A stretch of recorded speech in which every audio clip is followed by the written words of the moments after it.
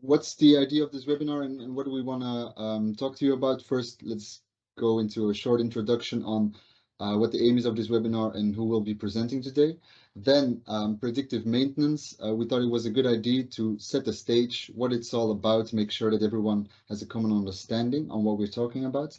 And third, that will be the bulk of the webinar, talk about the possible approach that we typically use, the lessons learned and success factors that we've experienced, and ideally we're gonna explain that to you concretely, applying it to a specific client case, then wrapping it up in our conclusion, at which point we'll also take the time, as I mentioned earlier, to answer the different questions that you might have asked during the webinar. Who will be presenting today? My name is Max Vermeeren. I'm a senior consultant at EFESO Brussels office. I'm also part of the analytics group and the Brussels analytics group. And recently, I also contributed to the latest insights we shared on predictive maintenance on our website. René? Thanks, Max. Hi, everybody. My name is René Wischer. I'm a principal at EFESO, Office Brussels. And regarding predictive maintenance, I'm more supporting clients and projects in, I would say, bundling all the elements necessary to set up improvement plans regarding predictive maintenance. So making sure that the process parts, the technological parts, I would say human dynamics part and the financial part are brought together into a step-by-step improvement plan. Yes, thanks, Max. Werner Fink from the Netherlands. Thanks for the opportunity to present the client case which we have worked on last year on applying predictive maintenance in a chemical plant. Yeah, I'm a data scientist almost for 2 years now in EFESO Group. I have a background in mechanical engineering with a focus on systems and controls. All right, great. Thanks, both of you. Let's move on. See, as I mentioned, you will have the opportunity to ask any questions in the chat button, but the purely presentation part, we wanted to have some interactivity on that as well, where we can hear your thoughts as well. So we're gonna use Mentimeter for that. There are 2 options. It's on your phone, so you either on your phone, on the browser, on your phone, go to menti.com and use that specific access code, or you can simply scan the QR codes that you see on my screen. And then there's a first question that we would like to ask you. The first question is purely to make sure that everyone has been able to log in, not really that specific, and we won't be checking the answers, or we won't be cross-referencing the inputs. So it's just to make sure that everyone will be able to work and answer the questions that we want to answer later on. How many experience in operations do you have? I see a nice division actually, so very interesting. So 12 people already answered, some 29 attendees in the team. So just gonna give it a second for some other people to also get into the Mentimeter. The QR code obviously is gone from my screen now, but you can also just, like you see at the top, go to menti.com and use the access codes that you see over there. I'm going to give it a minute or so more to make sure that everyone who would like to participate is able to join. Right, we're 17 people now. Great. In the sake of time, I propose that we already move on to the next question. Before we dive into the content of this webinar, which is, all right, what comes to mind when you hear predictive maintenance? Like the previous question, it's not about right or wrong. It's simply getting the feel of what exists, what ideas do you have within this group. So simple word association. You can have multiple things that you think of. I think it's about 3 or so that you can add.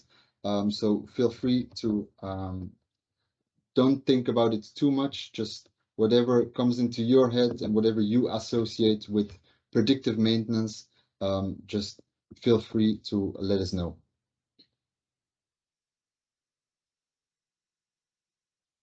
See one response so far, a couple of people. This obviously takes a little more time than the previous one. So we have a few already. Let's see already what we're gonna get. See root causes, downtime, revenue as well, which is interesting, reliability, production delays, spare parts, money, big data, embed the work, scheduling. Yeah, it's very interesting. Maintenance calendar. I see quite a lot of different things, which is, I think, most interesting as well. Predictive maintenance as a whole. There are a lot of factors to take into account, I think is the biggest thing. Reliability and data I see are ones that are coming back more and more. All right, thanks so far for your input as well. What we're going to do now is switch back to the presentation. Let's see. All right, so what is actually the aim of this webinar? First of all, creating a common understanding of predictive maintenance. What are we talking about? Second, what are the key requirements to make that story, the transition, a success? And obviously, what are the possible benefits? Are there some specific benefits that you should look for?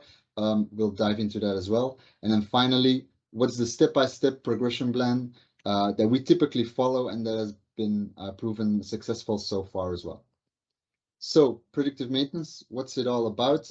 It's been a word that in recent years has become more trending, I would say. However, the term and the practice has been around for quite some years, even during the 90s already. However, originally it was quite black and white. Predictive maintenance, the idea of using data, advanced analytics and insights to work better and to improve your maintenance has been around quite some years. However, it was quite black and white originally due to the fact that, well, obviously sensors, data availability, connectivity were all quite expensive. Given that those have decreased in cost and in threshold over the past couple of years, now we see more and more ways and possible use cases for predictive maintenance. And that's why we also see an improvement in or increase in the different types of predictive maintenance that you can typically use. So that's the real message that we want to give on this slide. Obviously, you're going from really reactive, fixing when it's broken, to more planned, proactive, and really predictive, using advanced analytics, sensing data to predict machine reliability. Within that predictive maintenance, you can also see some different levels in how complex you want to make it. You can go from pure condition monitoring, real-time data, when are we or up or below some values, to anomaly detection, real predictive maintenance, even prescriptive maintenance. And I don't want to go into the details of each and every one of these definitions because you're all professionals. You've been in touch with these before, but the main message is here. Depending on the complexity of your machine, of your equipment, a more complex model will be needed. But the balance that you will always have to make is, okay, what are the potential benefits that we can get out of this? How critical is this equipment? And how much of use case and cost-benefit analysis can we make to make sure that this machine will not break down and that we really follow how good or when maintenance should be necessary. So the benefits and possible benefits are really crucial. And that's my final point that I would like to make is look at those benefits as holistically as possible. Because obviously from a maintenance standpoint, with a good predictive maintenance setup, you will be able to schedule your activities better, you'll increase wrench time, and you'll have less spare part consumption, in the end leading to less costs.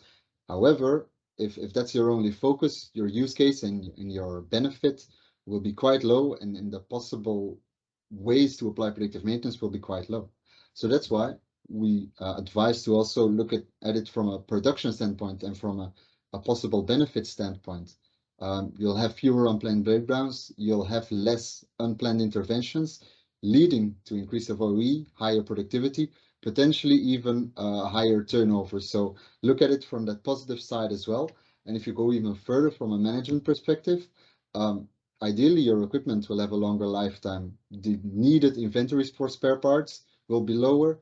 You'll be able to employ less capital, which in the end has also a positive impact. So look at those really from a high level holistic standpoint, that will really boost the potential equipments where the use case and the cost benefit analysis will be positive. That as a first introduction on predictive maintenance and how we look at it. Now I'm going to switch it over to Werner in a minute, who will talk to you about that possible approach and the success factors applied to the client case. First, one short introduction that we do want to make is on Mentimeter as well. So for those of you who are joining later, go to menti.com and use the access code, or simply use this QR code that you see here. I'm going to switch back to the Mentimeter and to the next question, just to get a feeling, which one of you have already started implementing predictive maintenance within your own organization? So I see some experience with predictive maintenance.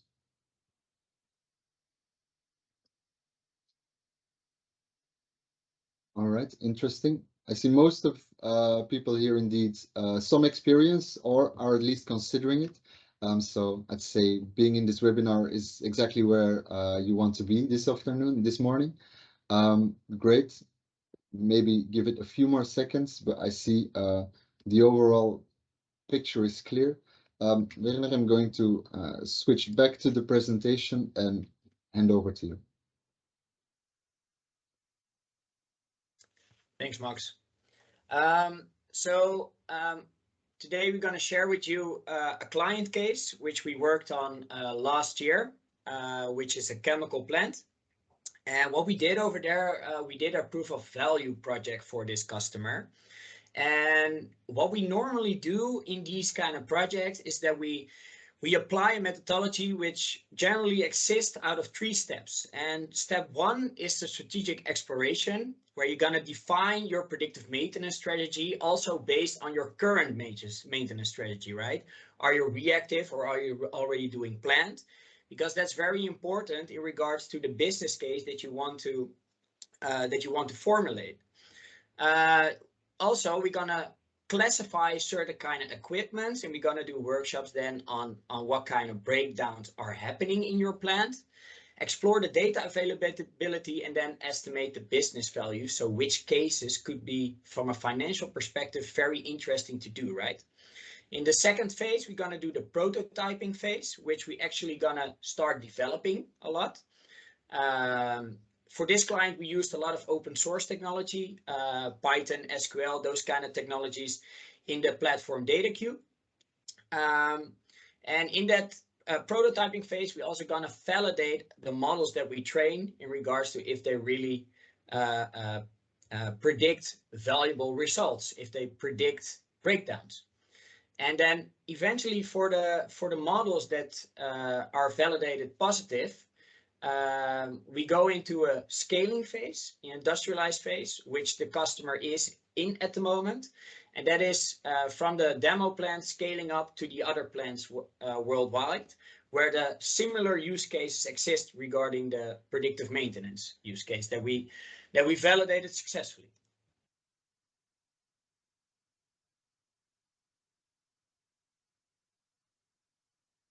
And what is important to consider when we start is that we always maintain our Industry 4.0 pillar in the general approach.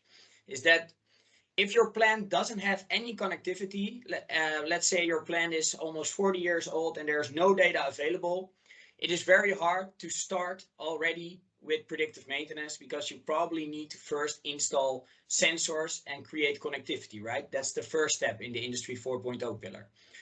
From that, we have data, we can get information and knowledge, which is very important in the exploratory data analysis, so to say, where we're going to see if we can see breakdowns happening in your data.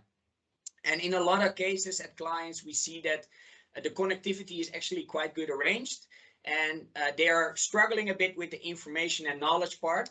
And what we also do in this phase is that we make it clear on what is happening with your assets, and then from that point on, we start going to the prediction layer, where we're going to model the behavior of these equipments in order to generate predictions on your maintenance.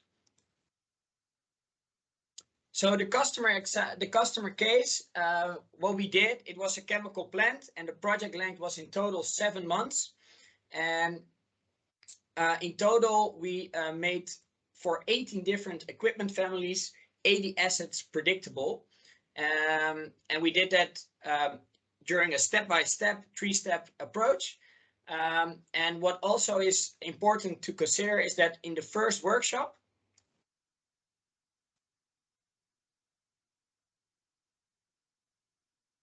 is that we start with defining very specifically what kind of breakdowns are happening on which kind of assets, right? So for instance, if you're going to start with, I have this production line and it's often breaking down, but I'm not very specific on where it's happening in my production line. That's the first step in these workshops, to really narrow it down on which kind of assets could potentially be responsible for these breakdowns that are occurring, right? Because what in our experience, what we've learned is that the more specific you can make these breakdowns, the better you can create models on them, and the better you can predict them eventually. So that's where the first 2 workshops are all about, together with the data gathering on which kind of data is available, yes or no. For instance, in this client case, we had a lot of rotating assets which the client wanted to do some predictive modeling on. Unfortunately, we came into the conclusion within these workshops that there wasn't really specific data available to predict or to use for the modeling. Because these rotating assets, it was mainly about predicting the failure of bearings. Yeah, we needed to have vibration measurements for that, and these kind of sensors were not installed at all. So this was an outcome of the workshop, that we needed to do an investment on additional IoT sensors in order to gather data on vibration measurements. Also, what we did is that we made a cost-benefit analysis on all these assets, which we would like to make predictable for the maintenance strategy, in order to see what would be the cost-benefit ratio, in order also to select on which assets has the priority to make predictive, yes or no, right? So from a financial perspective, we prioritize which assets we're gonna work on first.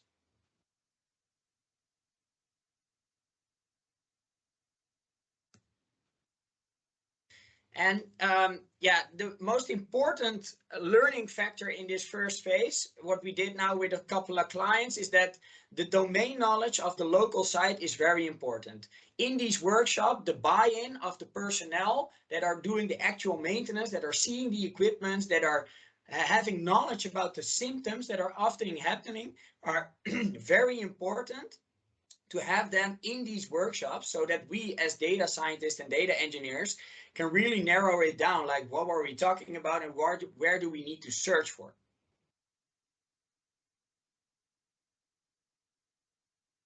There's a bit of a delay in the changing the slides, so sorry that I'm sometimes stopping my talking. So in the second phase, after that we decided which assets we're going to work on, based on the cost-benefit ratio, we're going to start actually with the solution development. And that exists again of a few workshops with the local maintenance department. And that first starts with a small workshop on interface and notification design. So how would the maintenance department want to know, or how do they want to be informed on potential breakdowns that are going to happen? Do they want to have an immediate notification on their phone, or do they maybe want to have a summary in their email every morning at 6 o'clock before the day starts, so to say? And what kind of dashboarding would they like to have for the assets that they are operating? Because what we also experienced during these design workshops is that often the site personnel from the maintenance department itself was already checking in the MES on sensor data if equipment was operating healthy, yes or no, right? So these information, giving it also back in these dashboards where we were doing also the predictive maintenance scores, would be very useful for them to also to have it all in one interface. Besides that, we also started up the modeling strategy and creation of the prediction models. And especially the modeling strategy, that was also done in close collaboration with the maintenance personnel, letting them show on the sensor data what we were seeing, what kind of breakdowns we thought that were happening, and how we were modeling these these breakdowns with the type of algorithms that we were choosing. This is, from our perspective, also very important because it generates also a buy-in from the personnel, from the maintenance department, because they know what is happening on the background and they know if they can trust it, yes or no, and they have a feeling that they co-collaborated on it, right? So it also gives them ownership. And then after this phase, if we develop them and we tested them, we go live with the dashboards and the predictions eventually. And if you look at the overview of the OT-IT system, it's quite simple, and the client already had a lot in place, which made it quite easy from a data engineering perspective for us. So they had already a lot of data in a database, and their ERP system and their quality system and MES system was also connected to this data platform environment. We use DataQ as a data science platform for this client. But there are a lot of options nowadays to start to begin and connecting all your different kind of system to a data platform. And what we did in DataQ, we did the modeling, and we also created modeling templates in order to also scale out the predictive models towards other assets on other sites, right? And then eventually the outcome of these models was visualized in dashboards together with raw sensor data, and was sent out with alerts via email. And if you see how that was looking like in detail, so with this maintenance department, we decided to provide an email summary every morning at 6 a.m. or at 6 p.m. And a lot of the modeling strategy was chosen to do anomaly detection, advanced anomaly detection, using logistic regression. And over here you could see different hyperlinks, and then you see the anomaly scores. And if there were a lot of anomalies detected, there's a different behavior than a healthy behavior. That's how these models are trained, right? So directly the personnel could click on the link and could explore the raw sensor data, and then next to it a Pareto is shown on the importance of a certain kind of sensor that is responsible for generating these anomalies, right? And yeah, there was actually quite a lot of assets that we were successful in making them predictable. And also the feedback option, if there were positive false positives, were given to the site personnel. So this data was very important, so we could label certain kind of periods on where there were false positive generated to do retraining and to improve these models. So the most important thing what you need to consider, or what we consider, is that in the second phase, it's really about deciding on potential avoidable cost and the effort that you need to put in to make an asset predictable, right? Because you could really make advanced algorithms, but that also requires a lot of specialism, a lot of time to develop, right? But if you really try to narrow down these specific breakdowns and find the good data next to it, you can really simplify it and you can create models in a matter of weeks instead of months, right? And then the last phase, which is the client currently still working on, is the industrialized phase. And what we did over there is that we're currently partly helping them with this and handed over most of the models to their internal data scientists, so that we provided modeling summaries describing how these models were trained and how they work, and also how you could retrain them. That's very important, because these models, retraining can actually improve them over time. Yeah, with the scaling out now, they're already doing it now on 3 sites for specific kind of assets, where they are successfully applying these models that we did in the proof of value project. And what we are now noticing in the last phase of scaling out is that I was previously talking about buy-in of the local maintenance department. That is really important. It's important that the personnel that is using these notifications, that is looking at actually the predictions and looking at the sensor data that we make available, that they are willing to work with it. And with the proof of value project, they were constantly involved in the development. So they were also having a feeling of that they really that it was their own system that they developed, so to say. And yeah, with scaling out to other sites, managing the expectations and just dropping it on their department, and now you need to work like this, that's not going to work. You really need to explain it, give a couple of trainings, and also give them room for improvement, right? And IDs. So they also buy themselves in this applying this predictive maintenance strategy to your enterprise.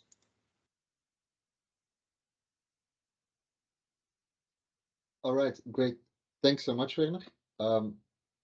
Then I'm gonna give it over to René to conclude the session. Thank you, Max. Thank you, Werner, for those explanations. Well, we obviously see that, well, the growing availability of operational data and also the growing availability of digital tools unlocks further opportunities to dig into operational improvement. As such, well, digital is applied to predictive maintenance. But what we also see is that if you want to reach sustainable results, those results will require you to change some part or some dimensions of your business. I'm thinking about the processes, the way we do maintenance, but also the on-the-floor processes to avoid breaks, but also introducing new technology, like Werner said, new sensor to measure, for instance, vibration, and also getting all the people on board. That is really key, I guess, for making something or for delivering results that are sustainable in the long term.